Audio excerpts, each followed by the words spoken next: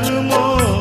கொடியில் பிறந்த மலரை கொடி புயலின் கைகளில் தருமோ? மடியில் தவழ்ந்த மகனை தாய் மறக்கும் காலம் வருமோ? புகுந்த வீட்டை நினைத்தாள் மனை விளங்க நினைத்த பேதை. புகுந்த வீட்டை நினைத்தாள் மனை விளங்க நினைத்த பேதை.